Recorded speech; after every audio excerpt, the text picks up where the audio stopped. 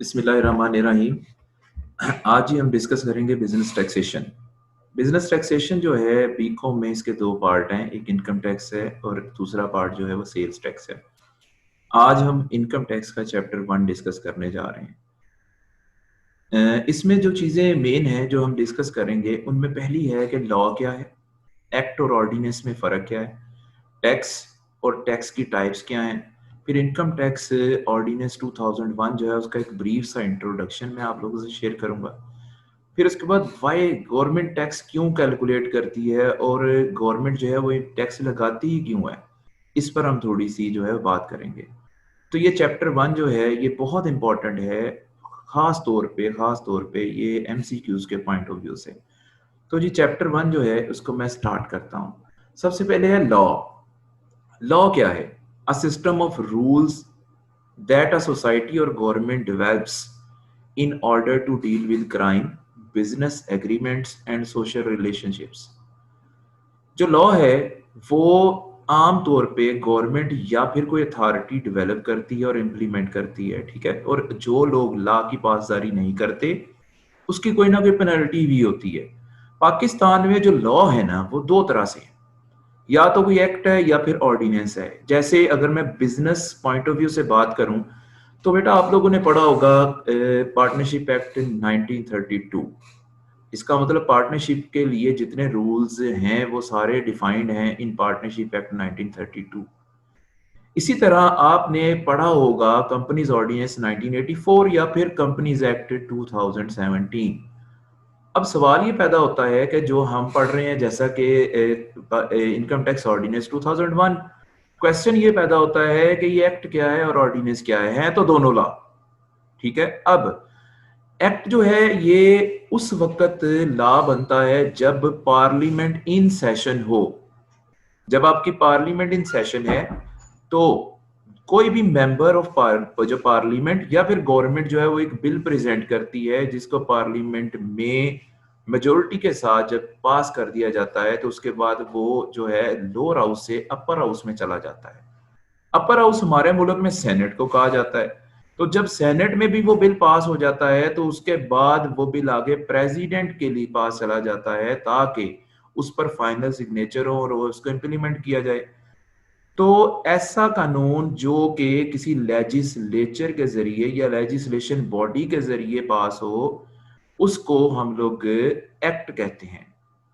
इसी तरह अगर ऑर्डिनेंस की बात करें तो ऑर्डिनेंस आम तौर पे तब बनता है जब पार्लियामेंट इन सेशन ना हो, गवर्नमेंट जो है या फिर कोई एक्स्ट्रा ऑर्डिनरी सूरत हाल हो जी मुल्क में, तो गवर्नमेंट जो है उसके लिए एक प्रपोजल बना के भेज देती है प्रेसिडेंट के पास और प्रेसिडेंट उसको पास कर देता है।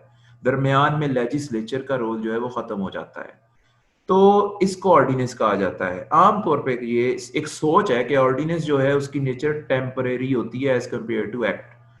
लेकिन एक्ट वही वही काम करता है जो ऑर्डिनेंस करता है, तो लिहाजा हम कह सकते हैं ordinance is equal to act. अब नेक्स्ट हम डिस्कस करते हैं जी के टैक्स क्या है। आप लोगों ने अक्सर सुना होगा जी गवर्नमेंट टैक्स लगा रही है, गवर्नमेंट टैक्स ले रही है, खास तौर पे बजट के दिनों में। तो बेटा याद रखिएगा जो गवर्नमेंट जो है उसके पास उसके भी खर्चे हैं। जिस तरह हमारी फैमिली के एक्सपेंसेस हैं, इंडिविजुअल एक्सपेंसेस हैं, हमारे गवर्नमेंट के भी एक्सपेंसेस हैं और गवर्नमेंट के भी कुछ सोर्सेज ऑफ रेवेन्यू हैं। उन सोर्सेज ऑफ रेवेन्यू में कुछ सोर्सेज जो है वो एक्सटर्नल हैं, कुछ सोर्सेज इंटरनल हैं। इंटरनल सोर्सेज में गवर्नमेंट के रेवेन्यू को इकट्ठा करने के इंटरनल सोर्सेज में एक बड़ा सोर्स जो है वो टैक्स है। अब टैक्स जो है वो है क्या? टैक्स एक कंपल्सरी कंट्रीब्यूशन है जो कि स्टेट के रेवेन्यू में की जाती है। कौन लोग करते हैं? ये वो लोग करते हैं जिन पर ये एप्लीकेबल है या जिनके पास इतनी आमदनी है कि वो उस पर टैक्स लगता है, या फिर वो कोई बिजनेस कर रहे हैं या वो कोई ऐसी क्लास में आते हैं जिस पर टैक्स लग रहा है।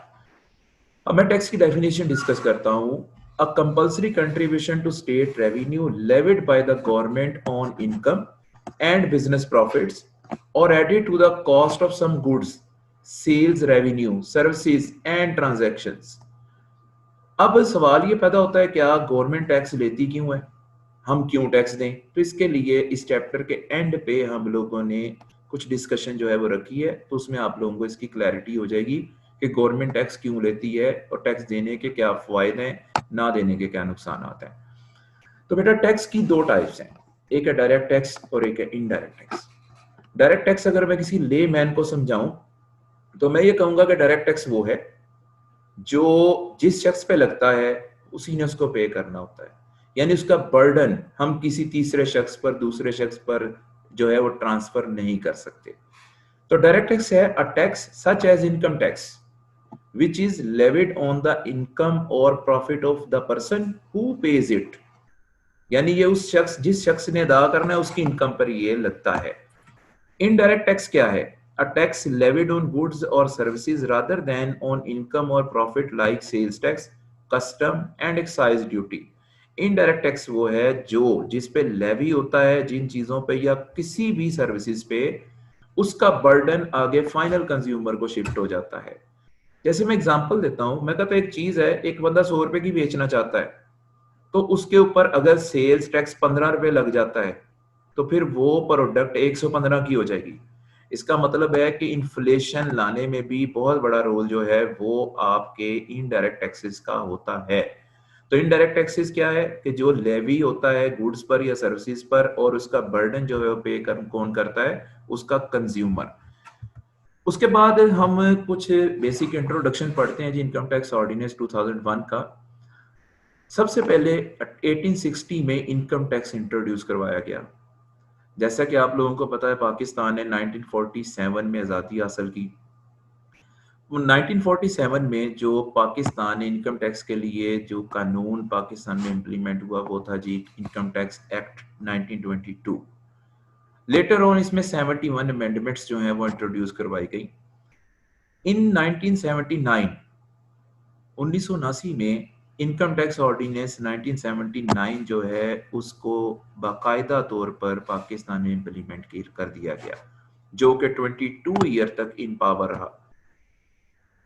एक बहुत इंपॉर्टेंट डेट है वो है जी 1985, जिसमें पाकिस्तान में टैक्स रिफॉर्म्स के लिए कमीशन बनाया गया, जिसने मई 2001 में बाकायदा तौर पर एक नया इनकम टैक्स लॉ जो है वो इंट्रोड्यूस करवाया। और वो लॉ प्रोमलगेट हुआ जी 13 सितंबर 2001 को।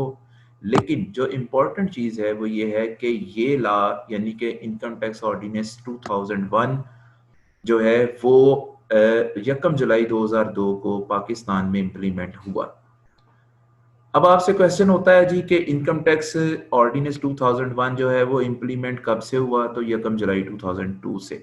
लेकिन ये लॉ जो है बाकायदा तौर पर एज लॉ जो है वो परमलगेट हो चुका था 2001 में, लिहाजा इसको इनकम टैक्स ऑर्डिनेंस 2001 कहा जाता है। इनकम टैक्स ऑर्डिनेंस 2001 के 13 चैप्टर्स हैं जो कि सब डिवाइडेड हैं सेक्शंस में। सेक्शन जो है इसके टोटल वो 240 हैं। 240 सेक्शंस आगे सब सेक्शंस, क्लासेस और सब क्लासेस में डिवाइडेड हैं। इनकम टैक्स ऑर्डिनेंस 2001 जो है उसके 7 शेड्यूल्स हैं और जो year by year income tax के बारे में जो एक्ट्स बनते हैं वो इस लॉ के तहत ही चलते हैं। उनको फाइनेंस एक्ट कहा जाता है। फाइनेंस एक्ट जैसा कि फाइनेंस एक्ट 2017, फाइनेंस एक्ट 2018, ठीक है, ये बाद में साथ इसके चलते हैं, लेकिन जो लॉ है वो इनकम टैक्स ऑर्डिनेंस 2001 ही है। ओके जी, इनकम टैक्स ऑर्डिनेंस जैसा कि मैंने कहा जी कि वो सेक्शंस में डिवाइडेड हैं। टोटल 240 सेक्शंस हैं। सेक्शंस आगे सब सेक्शंस हैं में डिवाइडेड हैं। फिर जो है क्लासेस आती हैं और सब क्लासेस आती हैं। आपके सामने एक एग्जांपल है जिसमें जो है लिखा है 14, आगे 14 के जो है वो ब्रैकेट में 3 है, फिर ए लिखा हुआ है और फिर रोमन में 1 2 3 कुछ भी लिखा हो सकता है। तो बेटा याद रखिएगा सेक्शन, इस एग्जांपल को अगर मैं एलैबोरेट करूं तो मैं कहूंगा जी सेक्शन 14 सब सेक्शन 3 क्लास ए और सब क्लास 2। तो थोड़ा सा अब हम इंट्रोडक्शन लेते हैं जी इनकम टैक्स ऑर्डिनेंस 2001 का। इनकम टैक्स ऑर्डिनेंस 2001 के 13 चैप्टर्स हैं। जो पहला चैप्टर है, फर्स्ट चैप्टर है, उसके अंदर 3 सेक्शंस जो हैं वो उसके अंदर आते हैं। बट ये 3 सेक्शंस क्या क्या हैं? पहला सेक्शन जो है वो शॉर्ट टाइटल, एक्सटेंट और कमेंसमेंट जो है उसके बारे में है इस ऑर्डिनेंस की। दूसरे सेक्शन में इस ऑर्डिनेंस की तमाम डेफिनेशंस जो हैं उन्हें डिफाइन किया गया है। जो थर्ड सेक्शन है उसमें ordinance to override other laws, ये ऑर्डिनेंस ओवरराइड कर रहा है अदर लॉज को, कैसे क्या तरीका कार होगा वो है। जो चैप्टर 2 है उसमें चार्ज ऑफ टैक्स है, जिसपे सेक्शन 4 और 8 जो हैं वो आते हैं।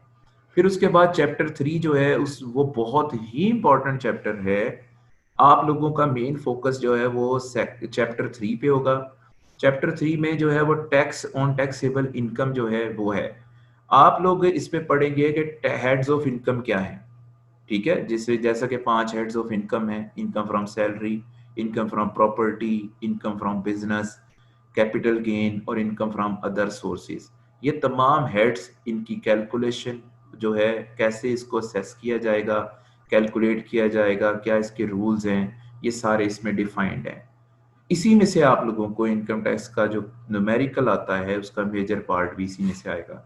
तो चैप्टर 3 मोस्ट इंपॉर्टेंट चैप्टर है इनकम टैक्स का, जिसमें जो है वो टैक्स ऑन टैक्सेबल इनकम जो है उसको डिफाइन किया गया है। और इसके जो सेक्शंस हैं इसमें जो कवर हो रहे हैं वो सेक्शन 9 से लेकर 65 हैं।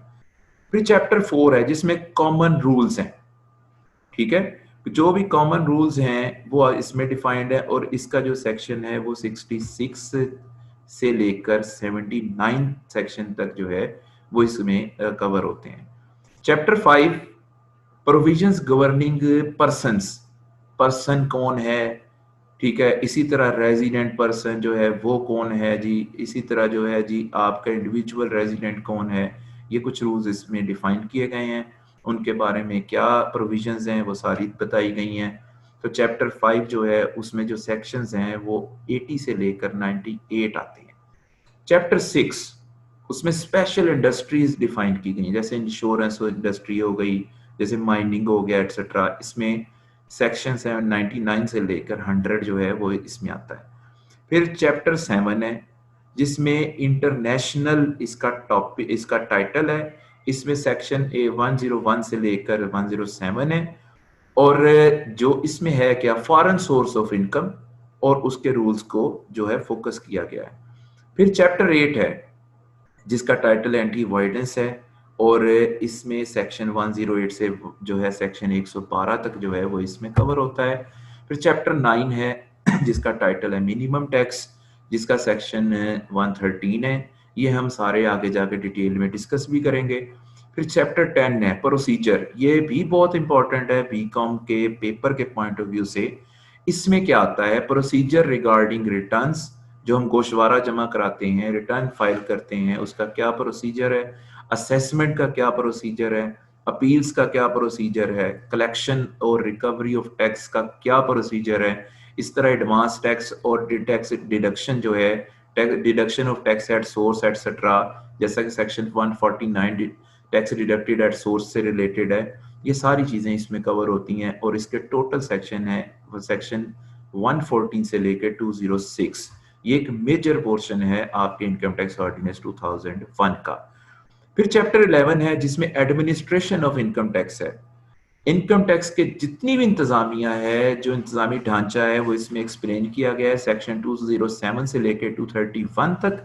इसमें इनकम टैक्स, तमाम इनकम टैक्स अथॉरिटीज आती हैं, उनकी appointment, removal, qualification, disqualification, powers, functions, सब कुछ इसमें एक्सप्लेन किया गया है। एफबीआर क्या है, एपलेट ट्रिब्यूनल क्या है, ठीक है, कमिश्नर ऑफ इनकम टैक्स के क्या पावर्स हैं, इसी तरह जी जो डिफरेंट अपीलिंग अथॉरिटीज हैं, एडमिनिस्ट्रेटिव अथॉरिटीज हैं, उनके क्या क्या फंक्शंस हैं वो सारे इसमें डिफाइन किए गए हैं। उनकी अपॉइंटिंग अथॉरिटी कौन होगी, कैसे उनको रिमूव किया जाएगा एटसेट्रा, ये सारा कुछ इसमें है। चैप्टर 12 जो है उसमें उसका टाइटल है transitional advance tax provision. Advance tax से रिलेटेड जो प्रोविजंस हैं वो इसमें डिफाइन की गई हैं। इसमें जो सेक्शन है वो 231 ए से लेकर 236 तक है।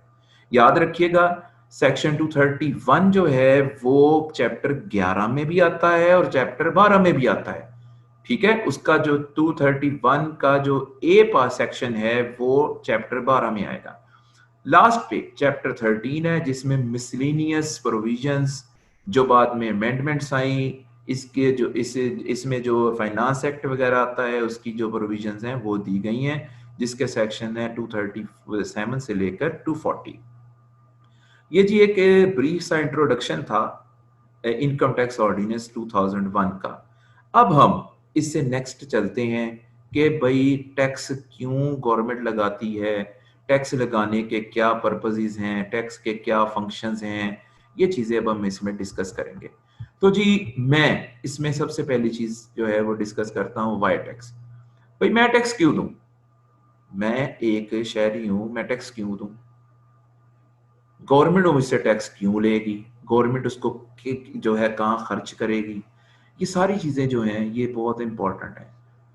तो जो है टैक्स गवर्नमेंट कलेक्ट क्यों करती है, मैंने जैसा कि कहा कि गवर्नमेंट जो है उसके भी एक्सपेंसेस हैं, कहाँ पे होते हैं, किस तरह के हैं, ये सारी चीज़ें कुछ एग्जांपल्स आपसे मैं शेयर करूंगा।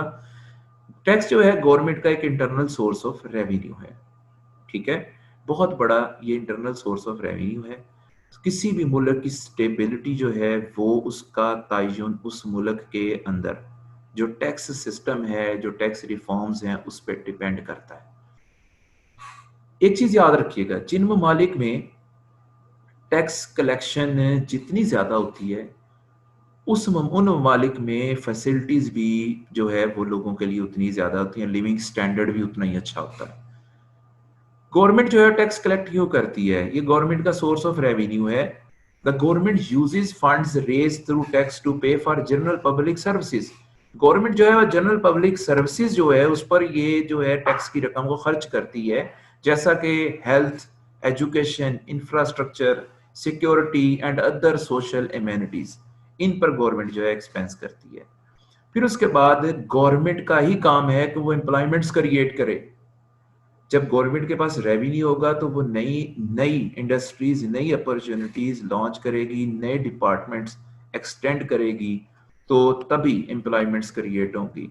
और ये सारा कुछ तभी पॉसिबल है जब उनके पास टैक्स कलेक्शन अच्छी है।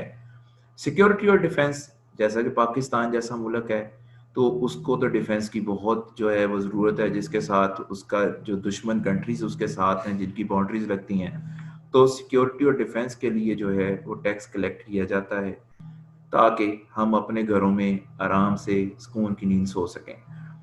इसी तरह जो है लिविंग स्टैंडर्ड जो है उसको इम्प्रूव करने के लिए, लिविंग स्टैंडर्ड लोगों को तब इम्प्रूव होगा जब गवर्नमेंट लोगों को अच्छी फैसिलिटीज प्रोवाइड करेगी, तो उसके लिए टैक्स बहुत ज़रूरी है।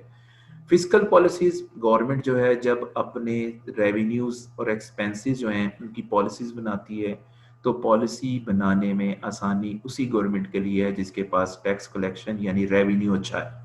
इंटरनल सोर्स ऑफ रेवेन्यू जिसका अच्छा होता है वही मुल्क जो है वो अपने पैसों से बजट बनाता है, ठीक है। तो ये कुछ चीज़ें हैं, इसके अलावा भी बहुत सारे जो हैं वो टैक्स कलेक्ट करने की जो रीजंस हैं गवर्नमेंट की, लेकिन वो मिनिमम मिनिमम है जो मैंने आप लोगों से डिस्कस कर दी है। तो बेटा ये जो है चैप्टर, इसको डिस्कस करने का मकसद आपसे क्या है? इस चैप्टर को डिस्कस करने का जो मेन मकसद है वो ये है कि आप इसमें जो मेन एमसीक्यूज कवर होते हैं उनको करें, ठीक है। तबीर की वेबसाइट पर जाएं, आपका चैप्टर 1 जो है उसके तमाम एमसीक्यूज अपलोड कर दिए गए हैं, उन्हें सॉल्व करें, ठीक है। हर चैप्टर की वीडियो जो है आपको लेक्चर आपको प्रोवाइड किया जाएगा ताकि आप उससे जो है वो सीखें और एमसीक्यूज जो है वो अटेम्प्ट करें। मकसद ये है कि आप लोग एमसीक्यूज में 100 में से 100 नंबर हासिल करें, एंड आई एम श्योर कि आप ये कर सकते हैं। थोड़ी सी एफर्ट है और एक म्यूचुअल साथ जो है वो ज़रूरी है आपका और ताबीर का। अपना ख्याल रखिएगा जी, टेक केयर, अल्लाह हाफिज़।